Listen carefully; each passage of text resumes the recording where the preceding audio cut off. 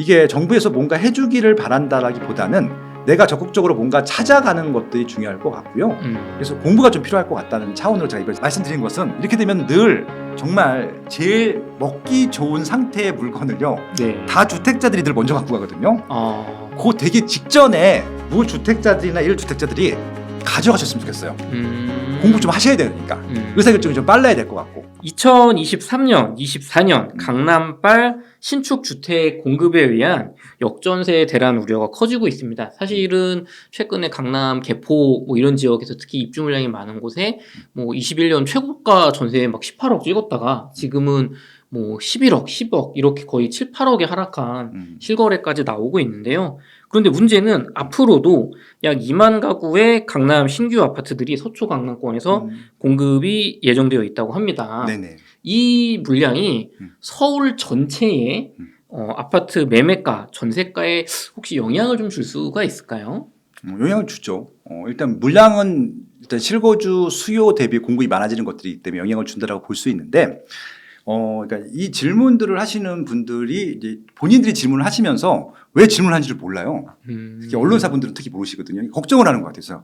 그래서 뭘 우려하시는 거예요? 제가 물어봤어요. 그러니까 이게 소비자 입장인지 공급자 입장인지 아니면 저 같은 전문가 입장인지 이게 입장에 따라 다 다른 답이 나올 수 있을 것 같거든요. 그리고 어느 지역에 살 수 하는 것인지, 그리고 강남을 노리는 분들인지, 강남의 실거주를 노리시는 분들인지, 강남의 매매를 노리시는 분들인지. 근데 이게 대부분 다 관망하시는 분들이고 관찰하시는 분들이거든요.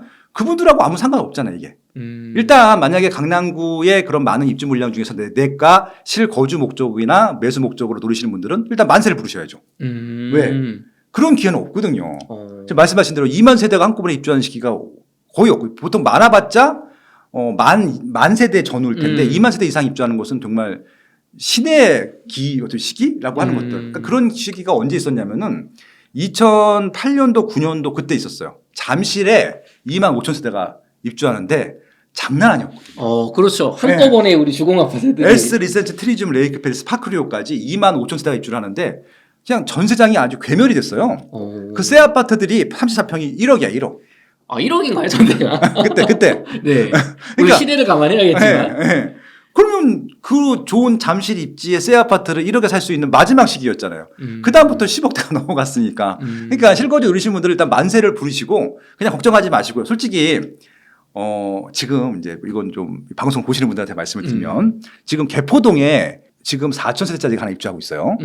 단지 말씀 안 드릴게요. 할 수 있으니까. 그리고 내년에 6천 세대가 입주를 합니다.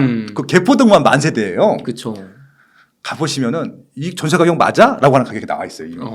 근데 거기요 스카이 라운지가 있어. 네. 심지어는 위에 뭐냐면은 아세요? 그 수영장 있는 거. 그 인피니트 풀. 인피니트 풀이 있어요. 그리고 골프장이 네. 전체가 36홀이 다 스크린 골프야. 36홀 골프장이 있나요? 그러니까 석이 스크린. 네. 36석인데 길어. 네네. 수영장도 있어. 야, 이런 새 아파트를 그 말도 안 되는 전세가로 들어가서 살 수 있는 거예요. 물론 매매가는 비싸. 매매가는 안 빠져요. 근데 전세 누리실 분들은 그런 데 가서 사셔야 되는 거 아닌가? 좀 추천드리고 싶네요. 네, 아마 올해 내년에 그런 기회가 있다는 것들. 그러니까 이거는 어떤 분들이 이게 실적이 거기 갖고 계신 만약에 전세를 끼고 버티셔야 되는 분들한테는 싫은 얘기일 거예요. 굉장히 가슴 아픈 얘기. 그 4천 명의 집주인한테 싫은 얘기일 텐데 그 4천 명을 제외한 나머지 분들한테는 너무 신나는 일이잖아요. 저렴한 가격으로 살 수도 있고 특히 전세로 들어가실 분들한테는 만세죠, 진짜 솔직히. 그렇게 활용하시면 되는 것들. 그러니까 걱정할 이유가 없는 것들입니다. 근데 이제 많은 분들이 그것들이 낮아지게 되면 서울 전체가 다 낮아질 것이 아니냐. 그게 좀 다르긴 해요. 왜냐하면 수요가 좀 다르긴 하거든요. 낮다 하더라도 딴 데보다 비싸요. 그런 것들은 좀 구분하실 필요가 있는 것들이고 만약에 이게 이제 강남이 아니고 다른 지역의 물량이 많으면 좀 걱정이 됐을 수 있을 것 같아. 근데 강남구는 대기 수요가 많아. 그래서 이게 한번 입주하게 되면 그다음부터는 그냥 게임 끝이에요. 그다음부터는 그들이 알아서 살아요. 보증금 올려주면서. 근데 처음에 세팅할 때만 좀 흔들릴 뿐이고 그리고 여기가 좀 좋은 것 중에 하나가 뭐냐면은 조합이 많아요. 일반 분양분이 적단 말이죠.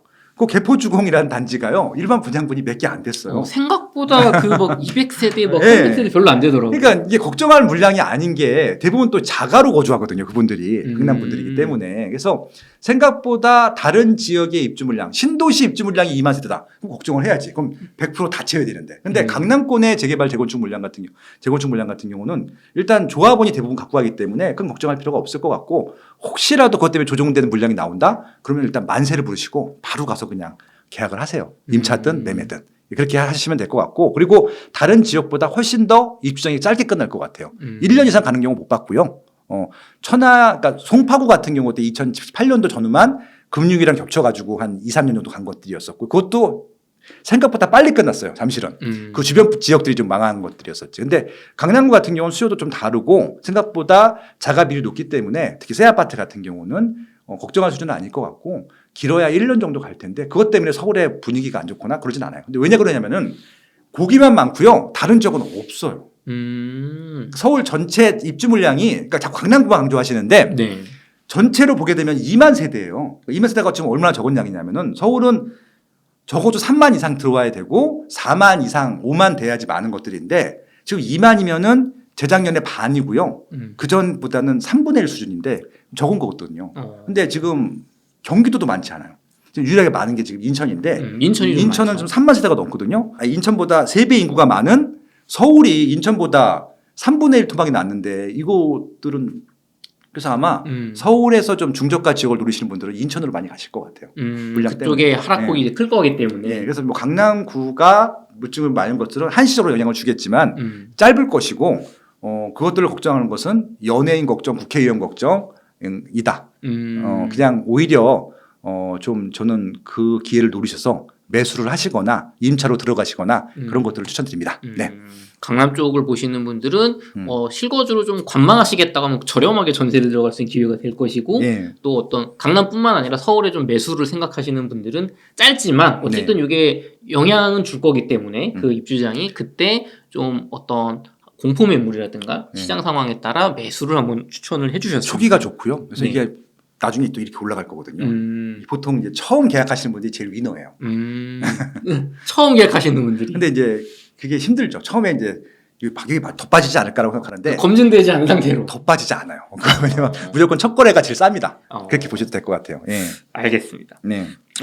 소장님 책에서 보여주신 것 중에 되게 인상 깊었던 게 강남 개발 되게 상세하게 알려주셨고요. 또 상대적으로 우리의 관심사에서 물론 이번 상승장 때 많이 관심을 받았지만 기존에는 좀 소외돼 있었던 강북의 뉴타운 개발, 특히 기름 뉴타운 이런 쪽 얘기 많이 해주셨는데요.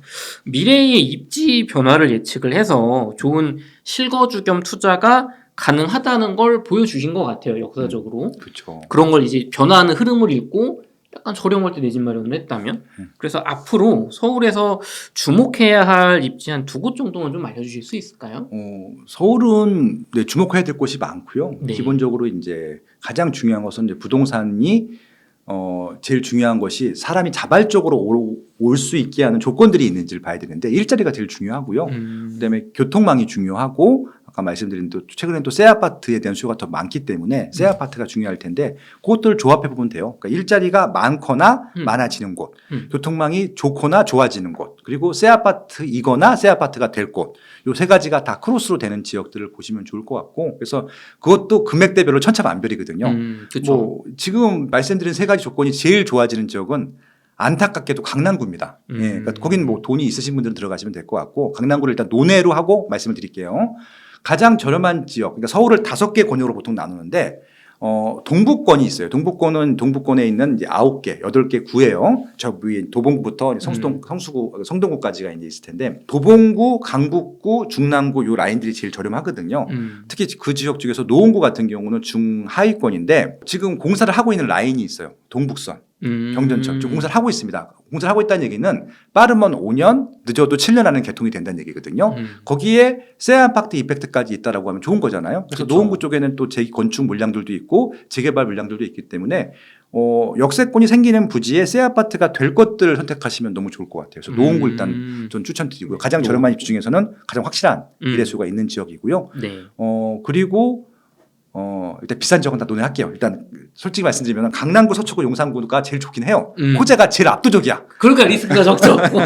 한남 뉴타운 재개발에다가 네. 동부이천동 재건축에다가 네. 거기에 한강 뭐 공원에다가 뭐 아무튼 그건 다 논의를 할게요. 네. 일자리도 많은데 그건 다 논의를 하고 좀 저렴한 지역 중에서 말씀드리는 겁니다. 일단 노원구 말씀드렸고 한 지역만 더 추천하고 말씀드리면은 지금 이쪽에 그 동남권 쪽은 다 비싼 입지이기 때문에 논의를 하고요. 서남권 지역이 있으면 서남권 지역에도 8개 구가 있는데 강서구하고 양천구 요 사이 그러니까 두 지역일 텐데 같은 권역이라고 할게요. 그냥 강서구 네. 양천구 지역일 텐데 양천구 같은 경우는 이제 목동은 비싸기 때문에 목동 주변에 재개발 재건축하는 부지들이 좀 있습니다.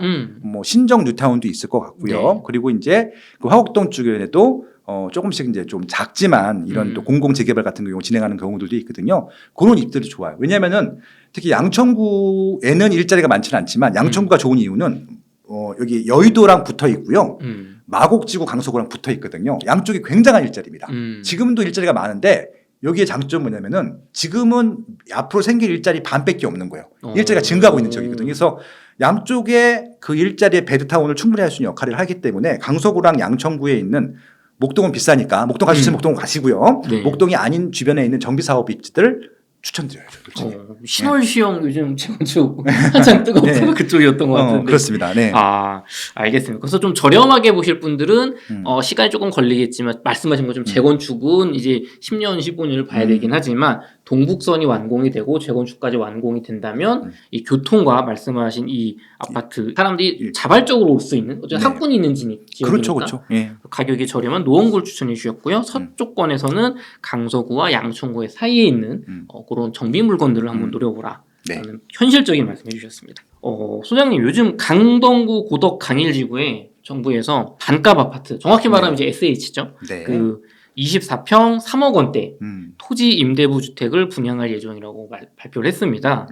서울에 공급되는 토지 임대부 반값 아파트 사실 이게 과거 MB 정권 때 이제 있었죠. 한 번 있었던 그건데 무주택자분들이 청약을 저렴하니까 하시는 거에 대해서는 좀 어떻게 좀 장단점이 있을까요, 이 아파트가? 일단 단점부터 말씀드리면은 나중에 수익이 생기면 나눠야 됩니다.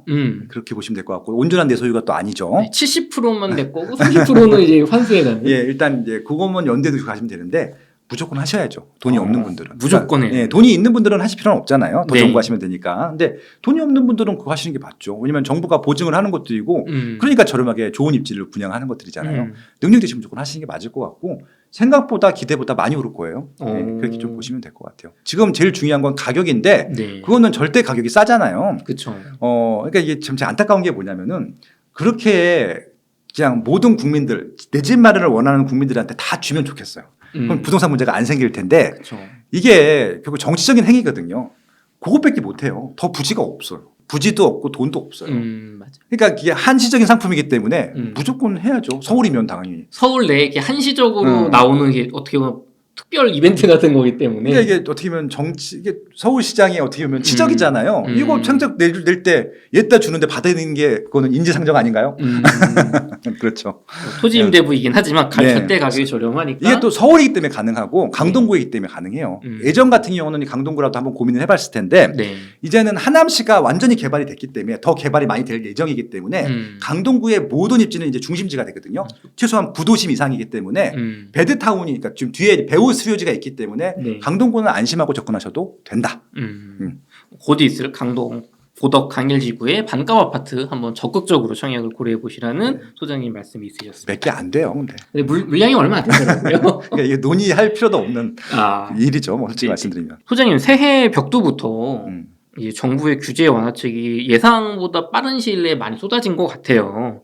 규제 완화책을 보시면서 소장님은 좀 어떤 생각이 드셨는지 궁금합니다. 그러니까 이제 아마 이전 정부가 뭐 다른 정책들보다도 부동산 정책 때문에 욕을 많이 먹고 시세도 많이 올랐고 또 정책이 주황자황하다 보니까 부작용도 많이 생겼거든요. 그러다 네. 보니까 이게 모든 지역이 다 오르고 또 모든 지역이 다 조정이 되고 있고 실질적으로 또 이사를 못 가서 고통받고 있고 이런 것들을 보다 보니까 이번 정부에서는 이전 정부에서 했던 것들에 대한 시행착오 결과들을 좀 뒤집으려고 많은 정책들을 준비했던 것 같고 그 준비했던 정책들을 하나씩 푸는 과정인데 같은데 잘 안 풀리고 있어요. 그래서 지금 실질적으로 조금씩 강도를 높여가는 느낌을 받았었거든요. 그래서 실질적으로 지금 가장 문제는 상승 하락의 문제가 아니라 거래량이 없는 것들인데 이사를 못 가고 있다는 얘기이기 때문에 이사를 가게 하려고 하는 적들을 많이 만들고 있는데 제가 24년 동안 이 연구 활동을 하다 보니까 저는 소비자 리서치 베이스로 이제 이런 활동을 하다 보니까 이제 심정들을 아는 거예요. 이사를 못 가는 이유는 딱 정해져 있거든요. 안 팔려요.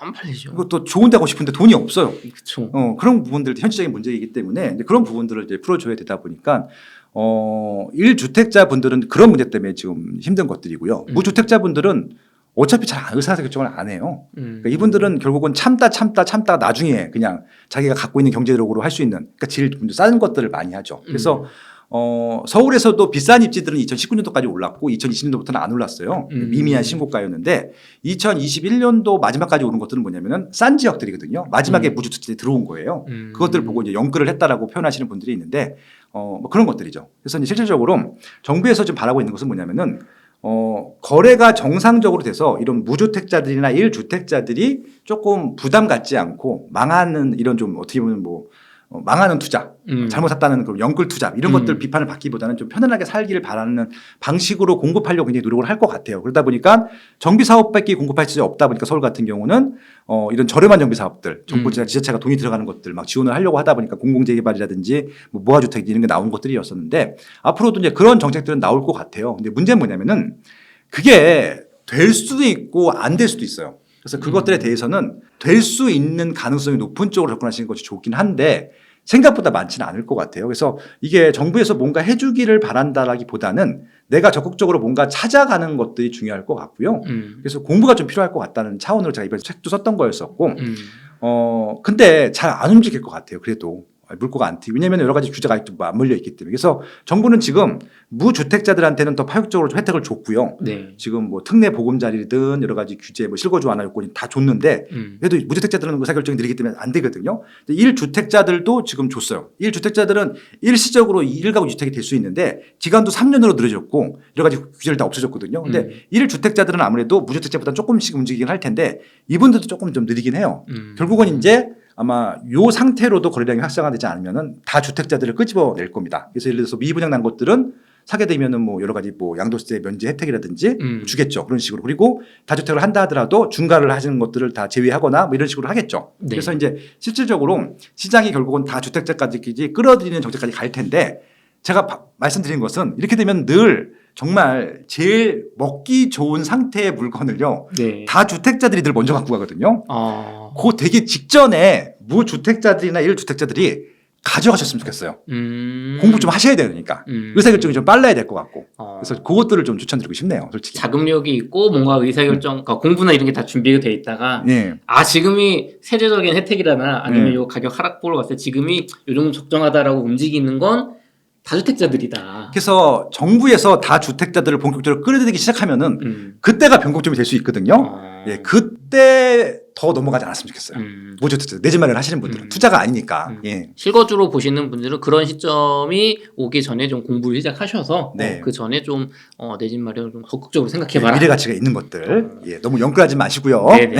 네. 그럼 정부의 최근 나온 정책 가운데 혹시 소장님 조금 아쉽다고 느껴지시는 부분도 좀 있으셨나요? 지금 뭐 최선을 다해서 노력하는 모습들은 보여요. 네. 보이는데 그러니까 눈치를 봐야 되다 보니까 이게 그러니까 만약에 제가 그래서 의사결정을 한다라고 하는 위치에 있으면은 시장 눈치, 그러니까 이 뭐라 그럴까요? 시장이라고 하는 것이 유권자들 눈치 안 보고 그냥 막 할 것 같아요. 왜냐하면 결과적으로 그게 맞을 테니까. 근데 이 의사결정을 하려다 보니까 지금도 모든 정책을 내놓게 되면은 다주택자들이나 기업체를 위한 정책이라고 자꾸 오명을 받아요. 그러니까 저는 연구원인데 이상한 뭐 투기 세력의 적폐 이런 거 평가를 받는 것처럼 오해를 받는 것들이죠. 그러니까 이게 한쪽에서는 무조건 욕을 하게 돼 있어요.